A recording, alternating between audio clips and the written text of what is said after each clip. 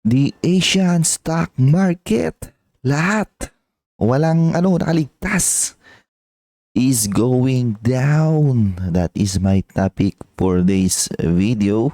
So, mauna muna tayo kasi tayo yung unang magbubukas, no? Mga Asian markets, actually Asia in the Pacific. So, malakas yung bentahan ngayon kasi kanina, yung US futures, yung mga major indices doon projected, magda-down ulit sila mamaya, no? I believe tigpo 4% lahat ng mga major indices. So, pag nangyari yon, nung nakaraan yung Nasdaq 100 bear market territory na sila. So, another 4% down sa US market. I believe bear market territory na rin sila mamayang gabi. Ngayon, sa Asian markets, marami ng nasa within the correction territory. Negative 10% down year to date. Kanina, PSEI, I believe nasa correction territory na tayo. Year to date, no? Pero from the peak, matagal lang bugbog ang Philippine stock market. Siyempre, di pa man nakabawi ang PSEI, nabubugbog na naman. I would expect yung mga brokers, di ba? Yung mga companies or mga brokers sa Pilipinas gagawa na naman ng emergency live stream. Kunyari yan, call. I expect Call Financial gagawin ng emergency live stream. I-request na naman yan ng kanilang mga client, no? Para pakalmahin sila. Ano to? Ano nangyayari? Pakalmahin nyo kami. Ba't ganito? Puro pula. Well, I'm here to tell you that it's only the beginning and from here, it's just going to get worse. That if you are not prepared, you're about to get wiped out. Joke lang, no? Pero seryoso ka doon, no? Start pa lang to. Within this week, mas mas potentially grabe pa yan. Kumbaga ito lang yung first leg of sell down, which is mostly sentiment driven na sell down. Yung second leg of sell down, mangyayari yan sa most definitely within the second quarter. Kasi sa second quarter, doon na talaga magmamaterialize yung epekto nito, no?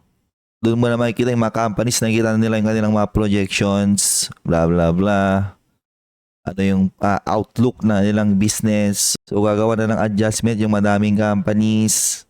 Magli-lay off na yan ng mga worker. Yung kanilang mga earnings guidance, ibababa nila to maybe even negative growth kapag nangyari yon, di ba?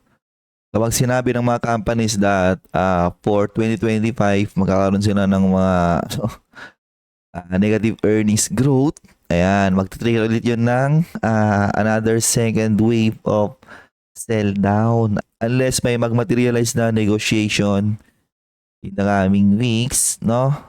Siguro may masmasan si Donald Trump, pero the personality ni Donald Trump, medyo malabo yun, no? Kasi medyo siya, ang basa ko sa kanya is arrogante siya na may pagka-proud siya sa kanyang sarili, and yung mga ganong klase ng tao, mahirap hirap magbago isip ng mga ganong klase ng tao.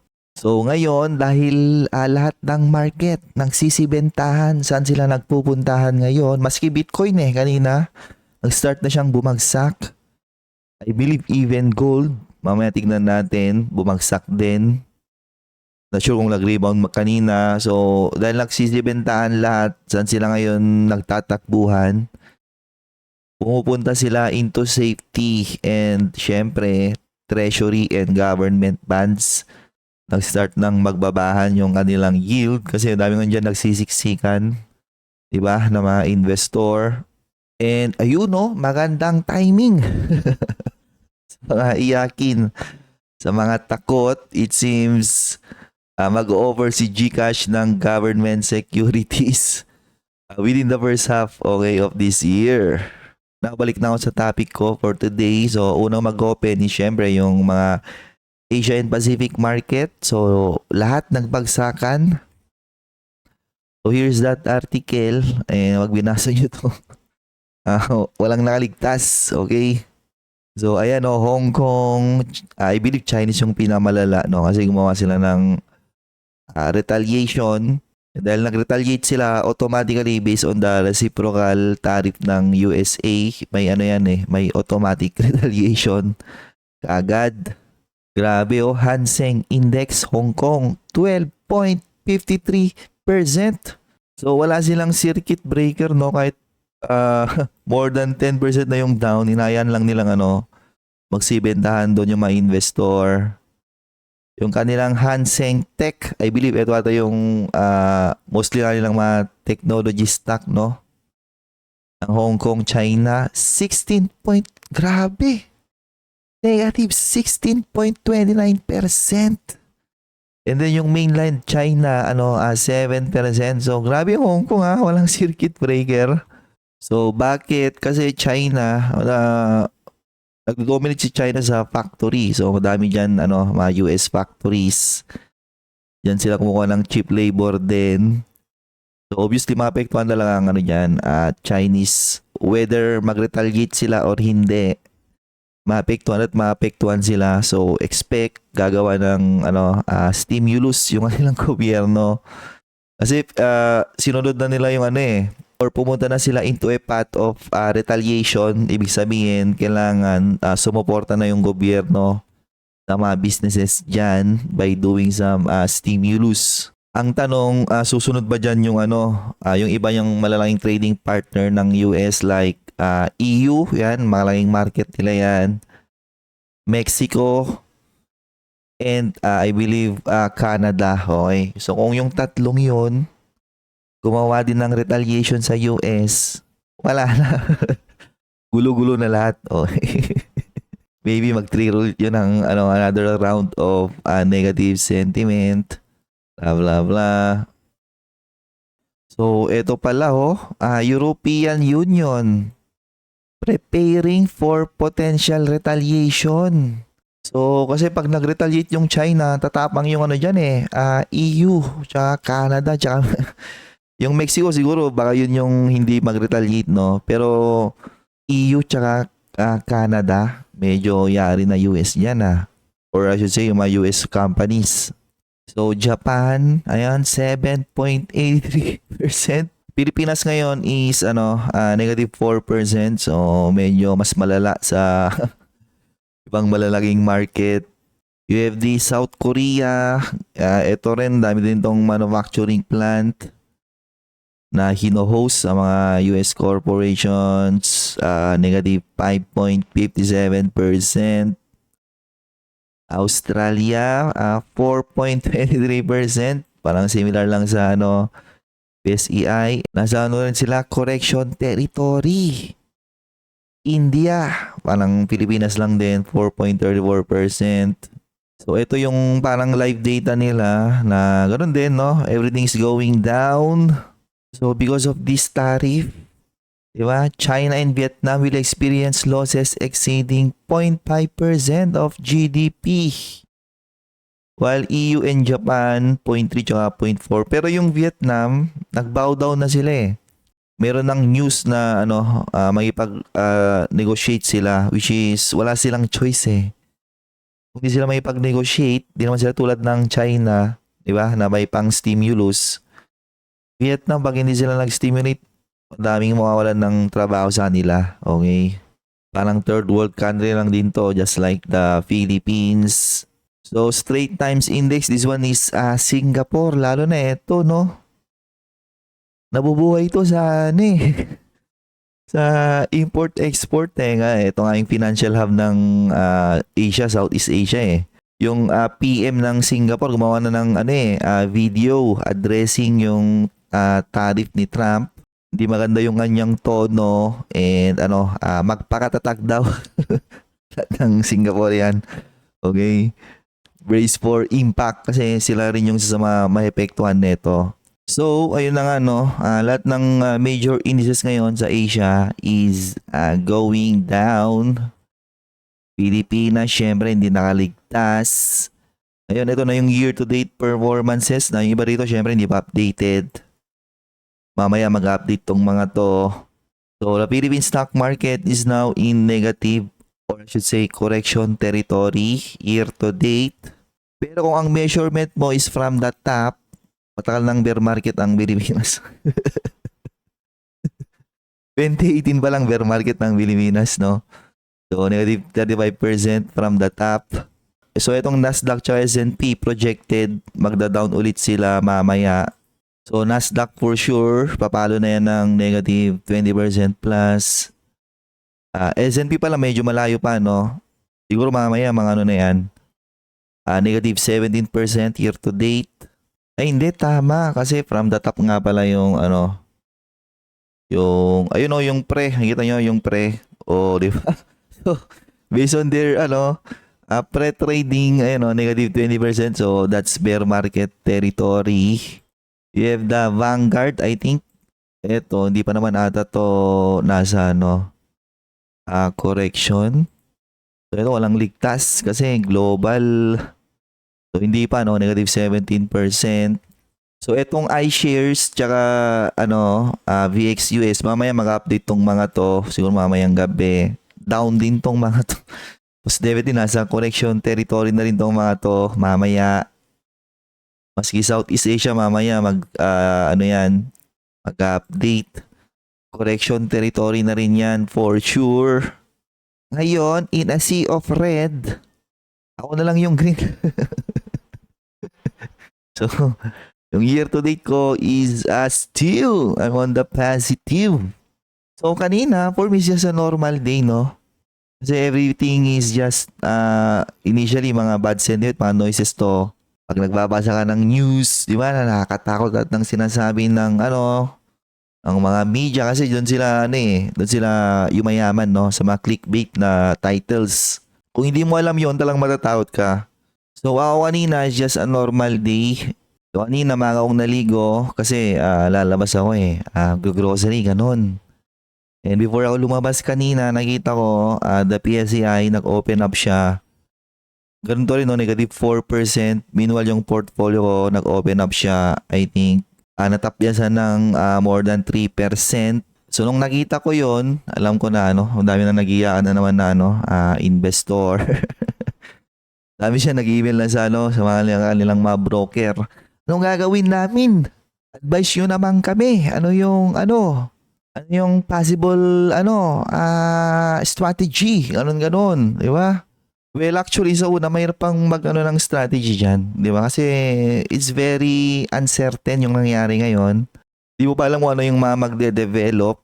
And ako personally, gumagawa ko ng strategy ko sa sa corporate level. Di ba? Hindi sa economic level. Kung ano yung nakikita kong shift na nangyari sa economy. Nagbe-base ako na aking desisyon sa mismong company level lang.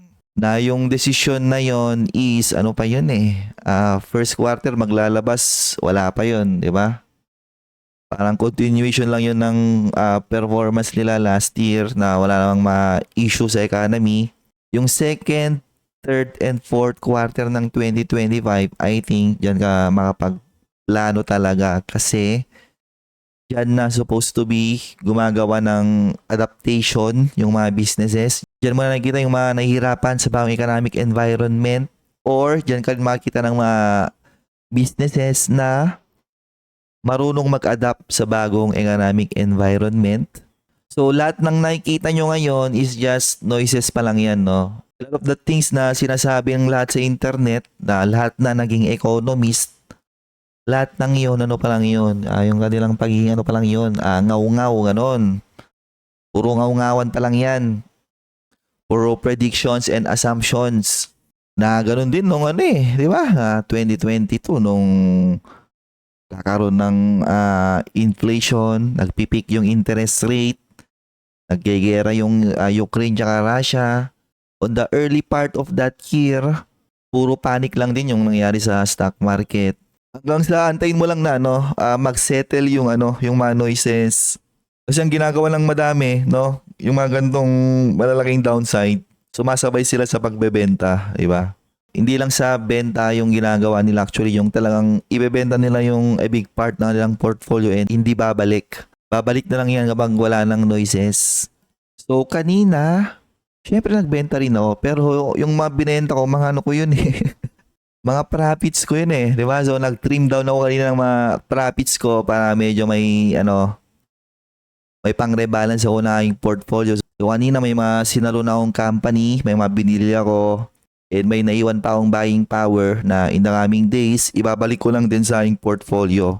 Together with all of those dividends na matatanggap ko this year, lahat yun, may babalik lang din sa aking portfolio. And if you are a supporter of my channel na nasa Patreon platform, recently may ginawa kong write-up. What are some of the investing principle na ginamit ko noong 2022? And within this week, susundan ko ulit yan ng another write-up. Ano yung sa tingin ko yung timeline na maganda kang gumawa ng adjustment. And just in case may mag-materialize na global recession, ganon. Para sa akin, ano yung mga potentially pwedeng iwasan na sectors or companies, and ano yung I think magandang safe haven na companies. On another news, ayun na, no, because of uncertainty, majority of investor nagagawan na ng yung mga natawag nilang safe haven na investment, which is ayun nga, mga bonds na hindi masama punta sa bond, no, especially if you're a newbie. Although sinasabi ko sa aking channel, hindi ako naniniwala sa bond kasi ang mindset ko is always long term, no. I believe that if you know how to manage an equities portfolio, marunong kang gumawa ng stock picking, you know how to manage your risk, meron ka talagang investment process, I think over long periods of time, matatalo mo talaga ang bonds, no? Pero majority of retail investor wala naman talagang investment process. Majority of investor tinatamad gumawa ng research, ganon. Kaya nga sa YouTube, di ba, mabenta yung mga content creators na gumagawa ng analysis, namimigay ng top 10 stocks to buy now, ganon, top 5 stocks to buy now. Kasi yung mga nanonood is mga mga retail investor na mga walang sariling desisyon, di ba? Pag ganun kang isang retail investor, yung mga ganung klase ng uncertainty, kayo yung maunang makapabenta lagi. Kasi kayo mismo sa sarili nyo, wala kayong conviction okay? And because of that, no? Hindi masama na kung wala kayong conviction sa sarili nyo, pumunta muna kayo into safety, yung mga safe haven, ayan, no? Mga bonds, di ba? A big part of your portfolio, yan nyo muna i-park. Kasi I tell you, di ba, kahit ilang content creator pa yung papanoorin mo dyan na namimigay ng top stocks to buy now and binibili mo yung mga yun, kung ikaw mismo wala kang sariling conviction, no? Wala kang belief sa ginagawa mo, di ba? Kapag magantong downturn, no, for sure sasabay ka sa pagbenta, okay? May pag-unahan ka sa mga nagbebentang retail investor na actually kayo naman yung nakakabase sa sarili nyo di ba? Tatanungin mo lang yung sarili mo, nakakatulog ka ba sa gabi? Kung di mo kayang matulog sa gabi, di ba, during these times of uncertainty, maybe I think you need to accept na hindi para sa yung stock market, and a big part of your fund ilagay mo na lang sa mga treasury bonds, mga corporate bonds na mataas yung grade, ganon. And wag ka nang magpumilit kasi baka mas lumaki pa yung losses mo, magkaroon ka ng damaging na permanent capital destruction na mahirap bawiin, di ba?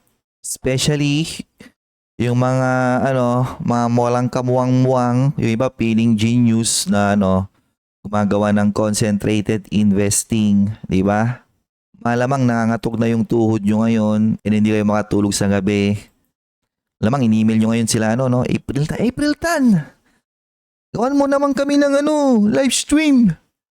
Kailangan namin ng pampakalma, ganun, di ba? I'm telling you, this is just the beginning. It's about to get worse, okay? And eto na nga, okay, eto na yung solusyon. Or potential solution sa iyo para medyo mas mabilis bumili ng safe haven. Ayun GCash. Maganda yung timing nila So GCash ready within the first year or first half na mag-over daw ng government securities, di ba? Na for sure yung mga fintech app, yun yung gagawin nila in the coming in the coming months. With a lot of uncertainty right now in the market, mag-offer yan ng mga bonds. Na ako, bibili ba ako ng bonds? Ganun din, no? Hindi, no? Pero ako lang yun. Kasi, magaling ako eh. Ayun, no? Kita nyo ba yan? Kung gaano ako kagaling? Pero joke lang, no? Hindi ako bibili kasi naniniwala ako sa aking investment process. Naniniwala ako sa aking capability na mag-navigate ng bear market. Just like what I did noong 2022, di ba? And 2022, fast forward today, makikita nyo rito, na-outperform ko yung majority of the indices. For as long as I have that belief na kaya kong gawin yon, that risk appetite, puro lang ako, equities market. Naka-ready ako na akala nyo naka-ready ako na ang PSI mag-negative 20% this year. Actually, nung 2022, yan if I'm not mistaken, negative 17% ata siya at one point. So, this one is 2022, di ba, na at one point. Actually, at one point, siya, negative 24%. Maaring maulit-ulit yan. Ang tanong, have you learned your lesson during that period? Diba? Kasi yung iba dyan, nagbenta eh. Therefore, kung nagbenta, wala yung natutunan na experience. Kung sana hindi kayo nagbenta noon and tinatry nyong i-navigate yung market, gumagawa ng diskarte, paano siya i-navigate, di sana 2025, chill-chill na lang kayo. Ang problema, nagbenta ka ulit, yung cycle na wala kang natutunan, wala kang na-experience, di ba? Hindi mo na-i-immerse yung sarili mo sa mga bear market. Tuloy-tuloy lang na gano'n, di ba? Wala talagang pupuntahan noon, Brad. And ayun lang. So again, brace for more impact. Brace for more volatility and selling pressure. Kasi I tell you, this is just the beginning. Unless mali yung basa ko kay Donald Trump na magi-give up siya, no? Magbabago yung kanyang isip, pero ang basa ko sa kanya sa ngayon, siya yung tao na hindi nagbabago ng isip. That's it.